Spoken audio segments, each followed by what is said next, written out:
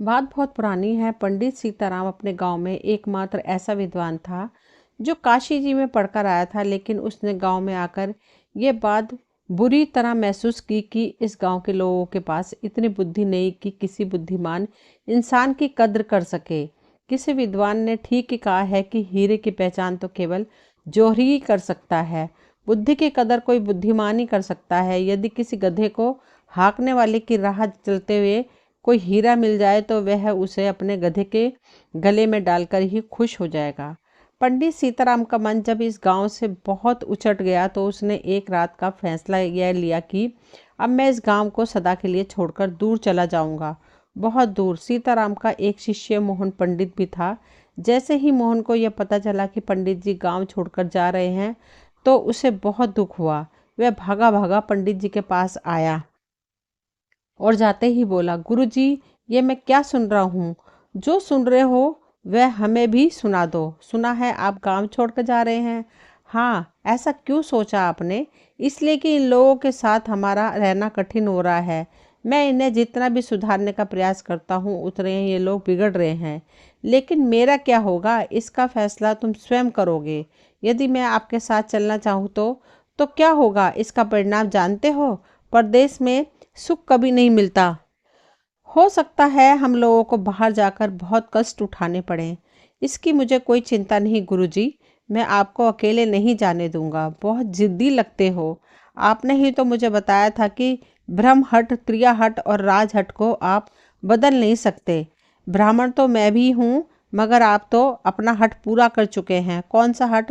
यही कि आप यह गांव छोड़कर कहीं और जाना चाहते हैं। आपको सब गांव वालों ने मिलकर रोकने का प्रयास किया, लेकिन आप नहीं माने। यह सच है या झूठ? सच है, पंडित जी थोड़े नरम पड़ते हुए बोले। यदि यह सच है तो फिर आप क्यों नहीं मानते कि आप अपना हट पूरा कर चुके हैं? अब यह मेरा हट है कि मुझे आपके साथ ही चलना है। ठीक है, चलो, यदि तुम स्वयं ही मरने के लिए तैयार हो तो इसमें मैं क्या कर सकता हूँ? मैं कैसे रोक सकता हूँ? परंतु आप यदि किसी शहर में जाएंगे भी तो वहाँ जाकर क्या करेंगे? जैसे ही मैं शहर जाऊँगा मैं वहाँ तुम्हें इस प्रचार के लिए शहर के अंदर भेज दूँगा। कौन सा प्रचार? यही कि हमारे गुरु जी को एक ऐसा छू मंत्र आता है जिसके जाप से हीरे मोतियों की वर्षा होने लगती है। गुरु जी, इस छू मंत्र से आप स्वयं क्यों नहीं बन जाते धनवान? हम क्यों ना हीरे मोती इकट्ठे करके सेठ बन जाएं और इस गांव के जमींदार की भांति बहुत बड़ी हवेली में रहें? तुम ठीक कहते हो बेटे मोहन, किंतु तुम्हें शायद यह पता नहीं कि सूर्य अपने प्रकाश का लाभ कभी नहीं उठाता। फूल अपनी गंध कभी भी नहीं सूंघ सकता। वृक्ष अपनी छाया में कभी नहीं बैठते। चांद की चांदनी का लाभ केवल प्राणी जन ही उठा सकते हैं। ठीक उसी प्रकार से इस छू मंत्र का लाभ मैं कभी नहीं उठा पाऊंगा, ना ही मेरे परिवार के लोग उठा सकते। इसका लाभ तो केवल वही उठा पाएंगे जिसे मैं चाहूंगा, जिसके लिए मैं स्वयं इस मंत्र का जाप करूंगा। मेरे गुरुजी ने स्पष्ट कहा था कि यदि इस मंत्र का लाभ आप स्वयं उठाना चाहें अथवा आपका कोई अपना प्रियजन उठाना चाहे तो उसकी उसी समय मृत्यु हो जाएगी। गुरुजी, आप इतने बड़े बुद्धिमान हैं, मैं तो इतना इसकी कल्पना भी नहीं कर सकता था। बेटा, सबसे महान तो प्रभु है, दूसरा महान गुरु है, तीसरे महान माता पिता हैं। मैं तो इनकी कृपा से ही आज अपने आप को विद्वान कह सकता हूँ। वास्तव में असली महान तो वही तीनों हैं जिनका विशाल शक्ति हमें सदा प्रेरणा देती है। गुरुजी, क्यों ना हम राजा के पास चले, क्योंकि हीरे मोतियों की कद्र तो कोई राजा ही कर सकता है। बेटा, हम कहाँ चले, हमें कहाँ जाना है, इसके पास जाना है, किसके पास जाना है, ये फैसला तो भाग्य ही करेगा या फिर समय करेगा। हाँ, हम लोग अब यहाँ से जा रहे हैं तो फिर अधिक सोचने की जरूरत ही नहीं है। अब ईश्वर का नाम लो और इन बुद्धिहीन लोगों में से निकल जाओ। उनके साथ रहकर हम कुछ खो तो जरूर देंगे मगर कुछ पा नहीं सकेंगे। किसी बुद्धिमान ने ठीक कहा है, जैसा राजा वैसी प्रजा, जैसी सभा वैसी बुद्धि। इसलिए अब हम इन लोगों के बीच में एक पल भी नहीं रहेंगे। सुबह होते ही पंडित सीताराम के जाने का सारा सामान तैयार हो गया था। इस विद्वान पर ब्राह्मण के पास सामान के नाम पर ज्ञानवर्धक पुस्तकों के सिवा और क्या था? कुछ भी नहीं। अधिक से अधिक एक जोड़ी धोती कुर्ता, यही हाल उनके शिष्य का था। वह बेचारा तो एक ही धोती कुर्ते वाला था, दूसरा तो उसके पिता ने कभी लेकर नहीं दिया था। बच्चा तो था ही, वह ऐसी बातें सोचता भी था। अब थोड़ा बड़ा हो गया तो उसकी समझ में यह बात आई कि उसे आज तक दूसरा धोती कुर्ता क्यों नहीं मिला। धन के खेल ही तो हैं ये सारे। जिसके पास धन है वह तो हर चीज को खरीद सकता है, जो निर्धन है वह क्या खरीदेगा। और उसे यह सोचकर और भी दुख हो रहा था कि धन तो अधिकतर उन लोगों के पास है जो बुद्धिमान नहीं है, वही धनवान बने बैठे हैं। गांव का बड़ा जमींदार कहाँ पढ़ा लिखा है, लेकिन कितना धन अंदर दबाए बैठा है। और उसके गुरुजी काशी जी से विद्या प्राप्त करके आए हैं, मगर इनके पास सम्मान और धन के नाम पर कुछ भी नहीं, बस यह धर्म ग्रंथ, कुछ ज्ञान की पुस्तकें, धन के नाम पर शून्य। छी छी छी प्रभु जी, आपका यह कैसा न्याय है? यदि आपका यही न्याय रहा तो फिर वह दिन दूर नहीं जब लोगों का आप पर से विश्वास ही उठ जाएगा। मोहन गुरुजी की कड़कती आवाज में उसकी कल्पना का ऐसा संसार एकदम से मिटा दिया। जी गुरुजी, क्या हुक्म है मेरे लिए? जल्दी चलो, हमें रात होने से पहले इस जंगल को हर हाल में पार करना है। गुरुजी, हम गरीब ब्राह्मणों को इस जंगल में किस चीज़ का डर है? यदि हमारे पास कोई भूला भटका लूटने आएगा तो हमारी ये हालत देखकर कुछ देने पर ही मजबूर हो जाएगा।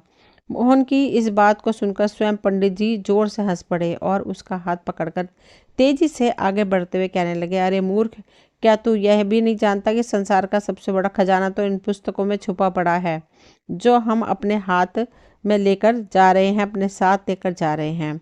हाँ हाँ, आप तो ठीक कहते हैं, मगर जब पेट में भूख लगती है तो फिर रोटी की जरूरत पड़ती है। बस बस, अब यह अपना थका हारा भाषण बंद कर, क्योंकि हम इस घने जंगल में प्रवेश कर रहे हैं। मोहन ने उस जंगल में प्रवेश करते हुए चारों ओर के भयंकर अंधेरों को देखा तो उसका दिल डर के मारे डूबने लगा। उफ, कैसा जंगल है! यहाँ का राजा इस जंगल को काटवा कर यात्रियों के आने जाने का मार्ग नहीं बनवा सकता? कैसे हैं राजा प्रताप सिंह, जिनका प्रताप केवल कुछ लोगों तक ही सीमित है?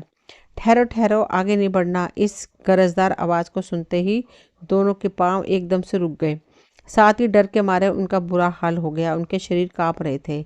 गुरुजी, मामला गड़बड़ है, लगता है डाकू लोग आ गए हैं, शायद अब हमारा अंतिम समय निकट आ गया है। हाँ बेटे, मुझे भी ऐसे ही कुछ संदेह हो रहा है। अब क्या होगा? हे ईश्वर, तुम ही हमारी रक्षा करो, हे प्रभु बचाओ। सिर मुंडवाते ही ओले पड़े, अभी तो जंगल में पाँव ही रखा था तो। पंडित जी, सीताराम जी, कहाँ जा रहे हो? एक भारी आवाज सीताराम के कानों से टकराई। मैं मगध देश के राजा प्रताप सिंह के पास जा रहा हूँ, और डाकू मान सिंह के बारे में क्या ख्याल है? वे भी बड़े अच्छे हैं, भले हैं, गरीबों के हमदर्द भी हैं, सीताराम ने कांपते हुए कहा। अच्छा, तो राजा बुरे हम हैं? हमें लोग बुरा कहते हैं, डाकू मान सिंह को सब लोग बुरा कहते हैं। अच्छा है वह राजा जो लाखों लोगों का खून कर चुका है। लेकिन मान सिंह जी, मैं तो कुछ भी नहीं कह रहा। कहोगे क्या? मान सिंह एक बात जब कह देता है तो उसे पूरी करके दिखाता है। राजा हमारा शत्रु है, तुम राजा के पास जा रहे हो, उस हिसाब से तुम हमारे शत्रु हुए। नहीं नहीं मान सिंह, तुम ऐसा कैसे क्यों सोचते हो?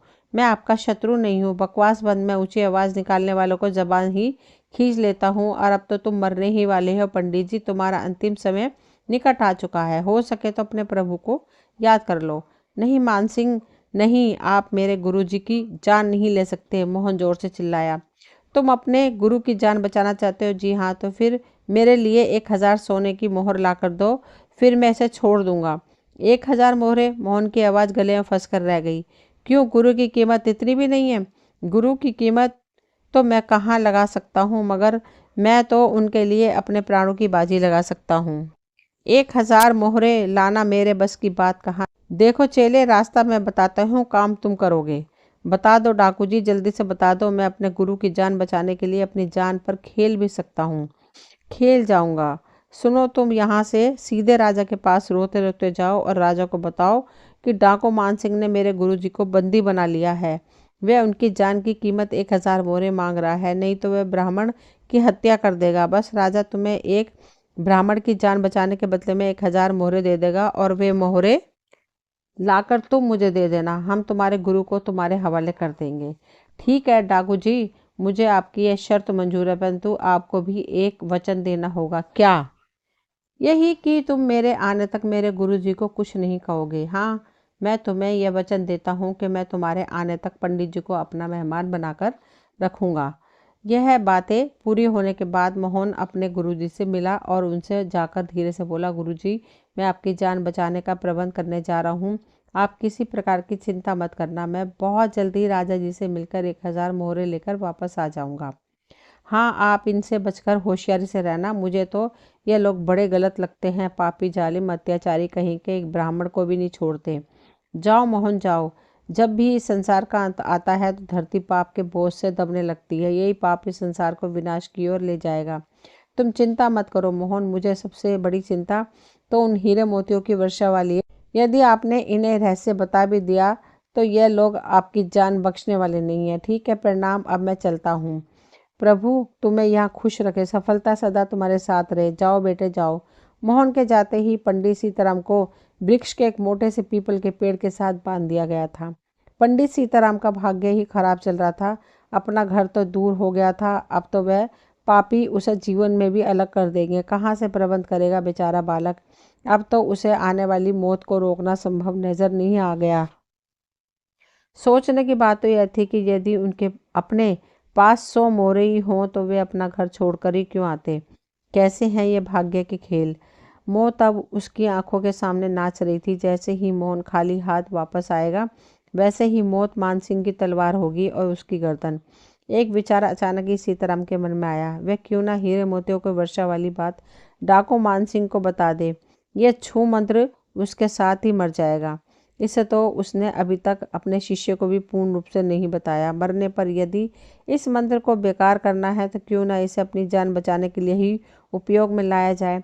और फिर यह मंत्र वर्ष में केवल एक ही बार काम में लाया जा सकता है। यदि वे लोग साल में एक बार यहाँ हीरे मोती भी ले लेंगे तो उसका क्या जाता है। मेरी तो जान ही बच जाए वही काफ़ी है। हीरे मोती, धन दौलत, सब कुछ यहीं पर धरा रह जाएगा। उसे इन चीज़ों से कुछ भी लाभ होना नहीं। यदि वह आज इस मंत्र के बदले में अपनी जान बचा ले तो इससे अच्छी बात और क्या हो सकती है। यह सोचकर सीताराम ने अपना अंतिम फैसला कर डाला कि मैं अब इस मंत्र को अपनी जान बचाने के बदले में बेच डालूंगा। यही सोचकर उसने डाकू सरदार मान सिंह को अपने पास बुलाया। मान सिंह के समझ में अभी तक कुछ भी नहीं आ रहा था कि पंडित उससे क्या कहने वाला है, जबकि वह इस बात को भली भांति जानता है कि मैं 1000 मोहरों से कम में उसकी जान छोड़ने वाला नहीं हूँ। बोलो पंडित सीताराम, अब आप क्या चाहते हो। मान सिंह, मैं तुमसे एक सौदा करना चाहता हूँ। सौदा, और वह भी मुझसे। अरे भाई कंगले पंडित, तुम्हारे घर में खाने को रोटी नहीं, पहनने को धोती नहीं, तुम मुझसे। मान सिंह डाकू हंसने लगा। तुम मुझसे सौदा करोगे, ये कैसी बातें कर रहे हो पंडित। कहीं किसी ने भांग तो नहीं पिला दी। नहीं मान सिंह, ऐसी कोई बात नहीं। मैं जो कुछ कह रहा हूँ वह सत्य ही है। हाँ, आज मैं तुम्हें एक ऐसा सौदा बताने जा रहा हूँ जिससे तुम्हें कभी भी चोरी डकैती करने की जरूरत नहीं पड़ेगी। तुम एक खजाने के मालिक बन जाओगे और मेरी जान बच जाएगी। तुम्हारी बात पर मैं यदि विश्वास कर भी लूँ तो मुझे संदेह होता है कि जो कुछ तुम कह रहे हो वह सत्य नहीं बल्कि एक धोखा है। धोखा। मुझे सही खजाना देने वाला इंसान इतना बेबस और मजबूर खड़ा है कि वह अपनी मर्जी के हिल भी नहीं सकता। अब वह मुझे क्या देगा, कैसे देगा, यही एक सोचने वाली बात है। मान सिंह, उसमें सोचने की क्या बात है। अरे बात पक्की करो तो हम तुम्हें यहीं खड़े खड़े कमाल करके दिखा देंगे। हम वाराणसी से शिक्षा प्राप्त करके आने वाले महापंडित सीताराम हैं। हम अनदेखी को होनी करके दिखाते हैं। तो ठीक है, मुझे सौदा मंजूर है। हाँ, पहले आप अपना काम करेंगे फिर मैं अपना काम करूँगा, लेकिन आपको मेरी यह रस्सियाँ तो खोलनी ही होंगी। जरूर, यह कहते हुए मान सिंह ने अपने एक साथी को इशारा किया कि पंडित जी को रस्सियाँ खोल दे। अब सीताराम आज़ाद था। उसने सबसे पहले तो स्नान किया, फिर उसी वृक्ष के नीचे बैठकर छू मंत्र का जाप करने लगा। वह मान सिंह अपने साथियों के साथ लिए यह सारा दृश्य देख रहा था, परंतु अभी उसे यह विश्वास नहीं हो पा रहा था कि यह पंडित उसे राजा से भी कहीं अधिक बड़े खजाने का मालिक बना सकता है। पंडित अपनी धुन में खोया छू मंत्र का पाठ कर रहा था। दोनों ही अपने अपने ख्यालों में खोए हुए थे। एक जान बचाना चाहता था, दूसरा खजाना। अचानक ही जोरदार आंधी तूफान आया, फिर बादल गरजने लगे, बिजली चमकने लगी। साथ ही यूं महसूस होने लगा जैसे भूकंप आ रहा है। मान सिंह का दिल जोर जोर से धड़कने लगा। फिर बादल बहुत जोर से गरजे जैसे कोई बड़े पहाड़ आपस में टकरा गए हों। इसके साथ ही आकाश से हीरे मोतियों की वर्षा होने लगी। आहा, हीरे मोती, हीरे मोती। मान सिंह और उसके साथी हीरे मोती इकट्ठे कर रहे थे, साथ ही नाच रहे थे। अभी वो लोग हीरे मोतियों को इकट्ठा करने का प्रयास ही कर रहे थे कि जंगल की ओर से घोड़ों की टापों की आवाज़ सुनाई दी। ऐसा लगता था कोई बड़ी सेना उधर चली आ रही है। सब लोग अपने अपने स्थानों पर बैठे रहे। खबरदार, जो तुम में से किसी ने हीरे मोती उठाने की हिम्मत की। मगर तुम जानते नहीं कि यह डाकू मानसिंह का क्षेत्र है। जानता हूँ। फिर किसकी हिम्मत जो हमारे घर में आकर हमें ललकारे। आओ, हम अपने क्षेत्र में वापस जाओ। डाकू कुंदन सिंह किसी के कहने पर आता नहीं है और ना किसी के कहने पर जाता है। मान सिंह से टक्कर लेने आए हो, कुछ भी समझ लो।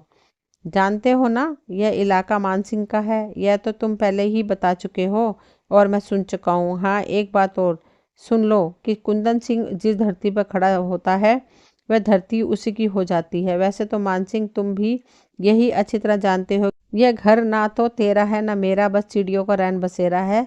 अब रह गई बात लड़ाई झगड़े की, तो हम दिल से खून खराबा नहीं करना चाहते। तो फिर क्या करना आए हो? न्याय। न्याय और कुंदन सिंह, वाह वाह। यह आज मैं क्या सुन रहा हूँ? कहीं आज सूरज पूरब की बजाय पश्चिम से तो नहीं निकल आया?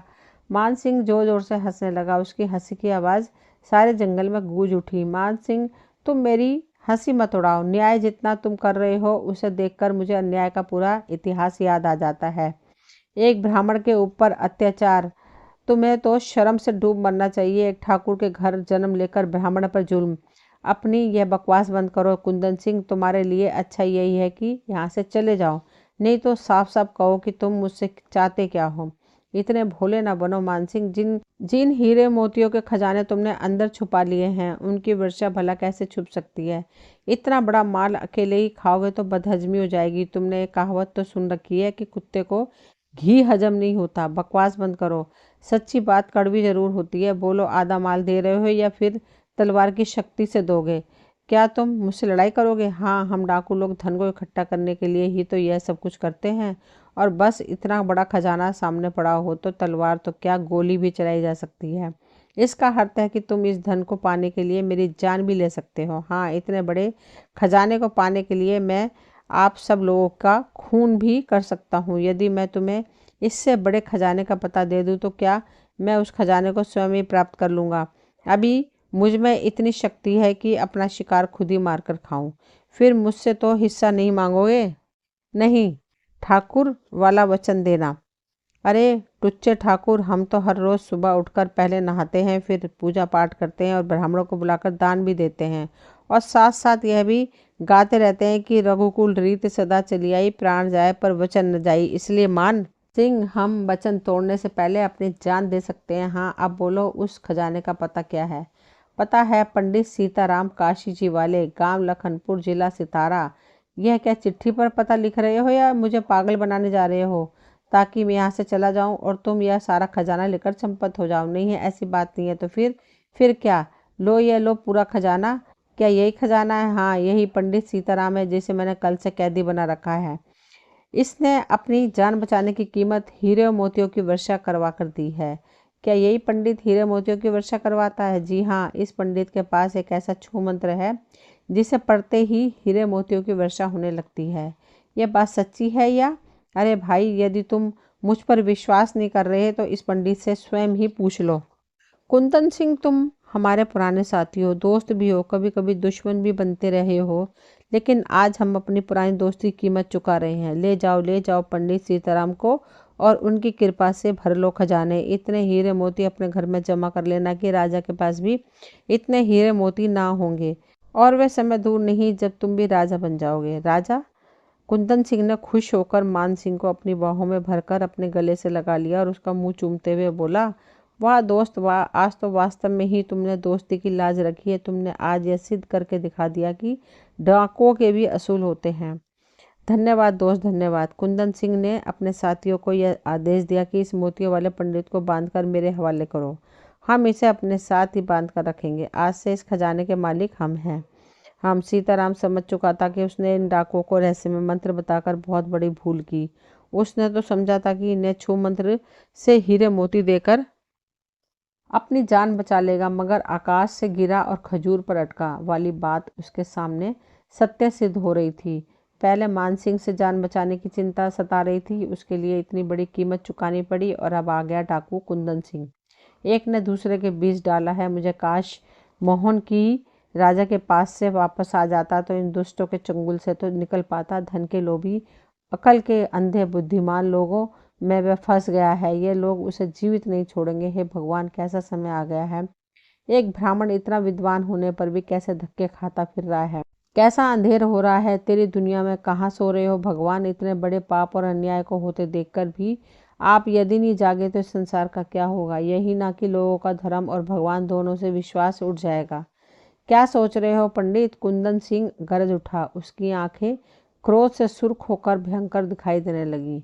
कुछ नहीं, कुछ नहीं। पंडित सीताराम कुंदन सिंह को खूनी नजरें देखकर डर गया था।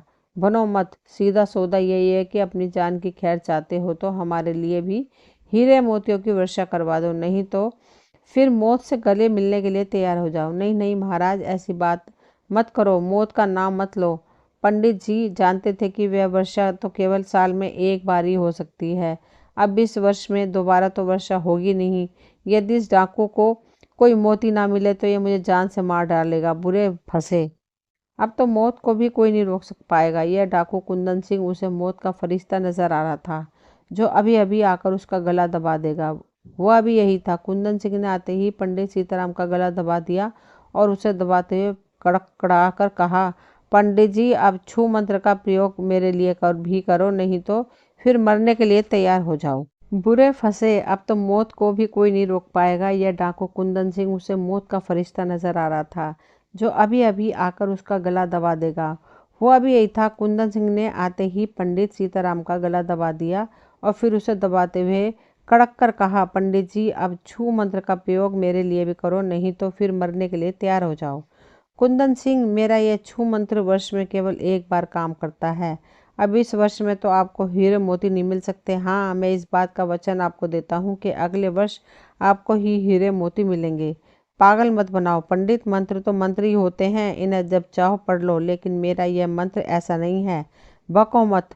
अब बहुत हो गया है यह नाटक। जल्दी करो, नहीं तो मैं तुम्हें जान से मार दूंगा। मैंने कहा ना कि यह नहीं होगा। यह नहीं होगा तो तुम भी नहीं होगे। मैं तुम्हें तड़पा तड़पा कर मारूंगा। इतना कहकर कुंदन सिंह पंडित जी को पीटने लगा। घूसे, टांग, थप्पड़ मार मार कर क्रोधी कुंदन सिंह ने पंडित सीताराम का हाल बुरा कर दिया। ना मार, ना मार दुष्ट, ना मार। ब्राह्मण को ना मार। मेरे लिए हीरे मोती लेकर आ, नहीं तो मार खाता जा। कुंदन सिंह के मारने वाले हाथ ना रुके, यहाँ तक कि पंडित के मुंह से खून निकलने लगा था। कई दांत टूटकर धरती पर गिर रहे पड़े थे, परंतु परिणाम अब भी वही था जो प्रारंभ में था। अंत में बेचारा पंडित बेसुध सा होकर धरती पर गिर गया। धरती पर गिरते ही वह पानी से निकाली मछली की भांति तड़पने लगा। अब तो करवा दो वर्षा। कुंदन सिंह, मैं तो मर ही रहा हूँ, मगर तुम भी याद रखना कि तुम कभी भी सुख नहीं पाओगे। जिन हीरे मोतियों के लिए तुम पागल हो रहे हो, वे हीरे मोती मेरी मौत के साथ ही समाप्त हो जाएंगे। तुमने जो दुख मुझे दिए हैं उनकी सजा तुम्हें मिलेगी और जरूर मिलेगी। हाय पानी, पानी, पानी। उसने लोगों को हीरे मोती दे दिए, मगर आज उसे पानी देने वाला कोई नहीं था। उसके शिष्य ने जाति बार ठीक ही कहा था कि गुरुजी, इनके लिए भूल कर भी उस छू मंत्र का प्रयोग मत करना। परंतु अब क्या हो सकता है। वह अपनी ही भूल की सजा पा रहा था। अपनी मौत को उसने स्वयं बुलावा दिया है। कुंदन सिंह ने धरती पर लेटे पंडित सीताराम को देखकर यह अंदाजा लगा लिया था कि अब तो यह मर चुका है। दूसरी ओर मानसिंह समझ चुका था कि अब पंडित जी के पास कुछ नहीं रहा और ना ही कुंदन सिंह को कुछ मिलेगा। इसलिए उसने अपने साथियों से चुपके से कह दिया था कि सारा माल पानी बोरी में भरकर घोड़ों पर लाद कर यहाँ से निकल जाओ, नहीं तो ये शैतान हमारा पीछा नहीं छोड़ेगा। अपने सरदार का आदेश पाते ही सब लोगों ने मिलकर मोतियों को बोरों में भर लिया। उन्हें जल्दी से जल्दी घोड़ों पर लाद वहां से निकल गए। कुंदन सिंह ने पंडित को मरा देखा तो उसका गुस्सा और भी तेज हो गया था। उसने जीवन में अपनी हार को कभी नहीं देखा था। अभी वह मानसिंह से हारना नहीं चाहता था। उसने मानसिंह को खजाना लेकर भागते देखा। अपने साथियों से कहा, घेर लो इस डाकू को, जाने न पाए। ये धोखेबाज जिसने हमें पागल बनाया है, हम उसे जिंदा नहीं छोड़ेंगे। उसी समय कुंदन सिंह और उसके साथी अपने घोड़ों पर भागते हुए मान सिंह का पीछा करने लगे। सारा जंगल घोड़ों की टापों की आवाज से गूंज उठा था। मान सिंह ने जैसे ही कुंदन सिंह और उसके साथियों को अपने पीछे आते देखा, उन्होंने अपने घोड़ों को और भी तेज भगाना शुरू कर दिया था। दोनों ओर से घोड़े बहुत तेजी से भाग रहे थे। एक अपने को बचाना चाहता था और दूसरा उन्हें पकड़ना चाहता था। आखिर एक स्थान पर कुंदन सिंह के आदमियों ने मान सिंह के आदमियों को आकर घेर लिया। दोनों ओर से तलवारों का युद्ध चालू हो गया। केवल इस धन के लिए दोनों ओर से खून खराबा हो रहा था। धरती खून से लाल हो गई। दोनों ओर से लड़ाई काफी तेज हो गई थी। मान सिंह और कुंदन सिंह को छोड़कर शेष सब लोग ही मारे जा चुके थे। तभी कुंदन सिंह ने मान सिंह से कहा, अब लड़ने का क्या लाभ है, इतने लोग तो मारे जा चुके हैं। अब अच्छा हो यदि हम दोनों ही मिलकर इसे आधा आधा बांट लें। नहीं कुंदन सिंह, लूट का माल बांटने के लिए नहीं होता, यह तो हिम्मत से लूटा जाता है। यदि तुमसे हिम्मत है तो इसे छीन लो।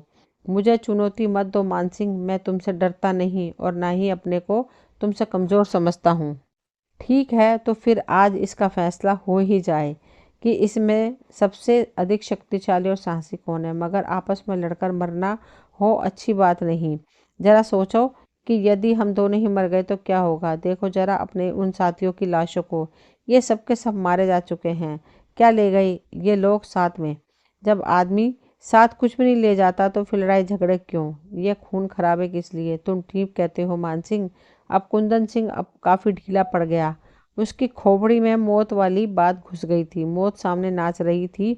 अब कुंदन सिंह काफी ढीला पड़ गया था। उसकी खोपड़ी में मौत वाली बात घुस गई थी। मौत सामने नाच रही हो तो फिर डर तो लगता ही है। मान सिंह, हाँ, दोनों दोस्त बन गए, गले मिले, तलवारें फेंक दी। तुम्हारी और मेरी पुरानी दोस्ती आज फिर से जीवित हो रही है, क्योंकि हम दोनों के साथी परलोक सिधार गए हैं। जब हम दो ही रह गए हैं तो आओ क्यों ना दोस्ती का हाथ बढ़ा लें। दोनों के हाथ मिले। इसके साथ ही मित्रता का एक नया दौर शुरू हो गया था। कुछ देर तक दोनों शांत बैठे आराम से बातें करते रहे। फिर अचानक ही मान सिंह ने कुंदन सिंह से कहा, दोस्त, मेरी एक राय है, बोलो। मेरे विचार में इतने बड़े खजाने को साथ उठाए फिरना ठीक नहीं लगता। तो फिर तुम ही बताओ इसका क्या करना है। हम इस खजाने को जंगल में ही छुपा कर रख जाते हैं। जब हमारे ऊपर कोई संकट आएगा तो इसे निकाल लेंगे। हाँ, यह बात तो ठीक है। दोनों जब एक मत हो गए तो काम में भी कभी रुकावट नहीं आती। दोनों ही बड़े साहसी आदमी थे। झट से उन हीरो मोतियों को एक बड़े पीपल के पेड़ के नीचे गड्ढा खोदकर उसमें भर दिया। अब काम तो पूरा हो चुका था। भूख भी बड़े जोर की लग रही थी। तभी मान सिंह ने अपने साथी कुंदन सिंह से कहा, भाई, मुझे तो बड़े जोर की भूख लग रही है, मगर इस जंगल में खाना कहाँ मिलेगा। शहर चलते हैं, वहाँ चलकर बढ़िया खाना खाएंगे। मगर भैया, इतने बड़े खजाने को हम कैसे छोड़ दें? एक आदमी को तो पहरा देने के लिए रहना ही होगा। हाँ, तुम्हारी बात तो ठीक है। हम दोनों में से खजाने के पास रहेगा और दूसरा खाना लेने जाएगा। मान सिंह शहर खाना लेने चला गया। कुंदन सिंह वहां पर लौटकर बैठकर पहरा देने लगा। अकेला बैठा कुंदन सिंह सोचने लगा, यदि मैं मान सिंह की हत्या करके सारे खजाने पर अकेले ही अपना अधिकार जमा लूं तो कैसा रहेगा। बात बुरी नहीं थी। इस खजाने के पीछे पहले ही इतने खून हो चुके हैं। यदि एक और खून हो जाए तो क्या फर्क पड़ता है। इससे मामला तो साफ हो जाएगा। ना रहेगा बांस, ना बचेगी बांसुरी। इधर मान मरा, उधर सारा खजाना अपना। वह कितना अमीर आदमी बन जाएगा। इतने हीरे मोती तो किसी राजा के खजाने में भी नहीं होंगे। अमीर बनना है तो मान सिंह को मारना ही होगा, मारना ही होगा, उसे मारना ही होगा। मान सिंह अपने घोड़े पर सवार तेजी से शहर की ओर जा रहा था। उसने एक दुकान से बढ़िया सा भोजन बनवा लिया और जैसे ही वापस चलने लगा तो रास्ते में उसे ध्यान आया कि वह कुंदन सिंह बड़ा बेईमान आदमी है। यह कभी भी उसे धोखा देकर पूरे खजाने का मालिक बन सकता है। यदि मैं इससे लड़ाई करूंगा तो यह मुझे मार डालेगा। अब तो इसे मारने का एक ही रास्ता है, यही कि इसके खाने में जहर मिला दूं। बस फिर सारा खजाना उसका अपना हो जाएगा। वह अकेले ही सारे खजाने का मालिक बन जाएगा और वह राजा बन जाएगा। कुंदन सिंह चुपचाप अगले जहान में पहुंच जाएगा। क्या मजा आएगा। साला बड़ा 30 मार खां बना फिरता है। उस गरीब ब्राह्मण की हत्या करके अपने को बहादुर समझ बैठा है। देख आज मैं तेरी बहादुरी कैसे निकालता हूँ। ब्रह्म हत्या तो इस संसार का सबसे बड़ा पाप है। इसलिए यदि मैं कुंदन सिंह को जान से मार भी दूंगा तो किसी पापी को उसके पाप की सजा ही दूंगा, जो मेरा पाप नहीं माना जाएगा। मान सिंह कुंदन सिंह की हत्या की तैयारी कर चुका था। कुंदन सिंह मान सिंह का खून करने की योजना बना चुका था। कुंदन सिंह ने मान सिंह की हत्या करने की पूरी तैयारी कर डाली थी। उसने अपनी तलवार को पहले से निकाल लिया था। जैसे ही मान सिंह खाना लेकर आया, अभी वह घोड़े से उतरकर खजाने की ओर जा ही रहा था कि पीछे से कुंदन सिंह ने अपनी तलवार का भरपूर वार करके उसकी गर्दन उड़ा दी। चल साले, तू भी पंडित के साथ चला जा, अब मैं मजे से खाना खाता हूँ। जैसे ही कुंदन सिंह ने जहर भरा खाना खाया उसके भी जीवन का अंत हो गया। धन के कारण सबकी मृत्यु हो गई मगर धन वहीं पड़ा हुआ था। दोस्तों ये कहानी यहीं तक थी। मुझे उम्मीद है आप सभी को पसंद आई होगी। अगर पसंद आई है तो प्लीज़ चैनल को सब्सक्राइब करें, वीडियो को लाइक शेयर करें। मिलती हूँ अगली कोई नई कहानी लेकर, तब तक के लिए सभी का तहे दिल से शुक्रिया।